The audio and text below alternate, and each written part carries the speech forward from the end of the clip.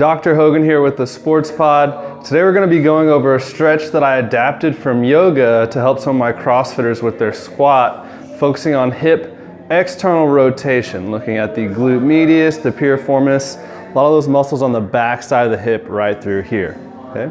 So the idea is we're taking Pigeon, which is a really popular yoga pose, which is normally done on the floor, and we're going to do it on something a little bit taller. So I usually call this a supported pigeon, but we're going to focus on the front leg. Okay? So how this is done, I'm going to start with my right leg here. I'm pulling it up onto my table here. Okay? Some things I want you to notice. This leg right here comes straight out from the hip and then is bent at a 90-degree angle. Okay?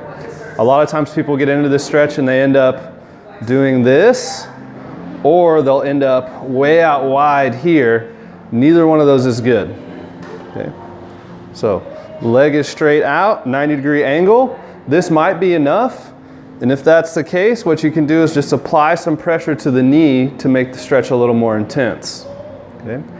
If you're able to get the shin completely flat on the table, what you can do to make it a little more intense is squat down a little bit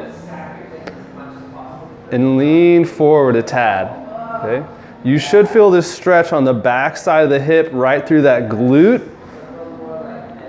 And this is a great one to do before you squat to help open those hips up, keep the knees out, get some external rotation in the hip. Okay? Typically recommend you hold this for 90 seconds to 2 minutes. And it's not unusual to feel one side a little bit tighter than the other. If that's the case, go ahead and spend a little extra time on that tighter side. Okay? So this is the supported pigeon, a great stretch to help open the external rotators of the hip, get some movement through the posterior hip there.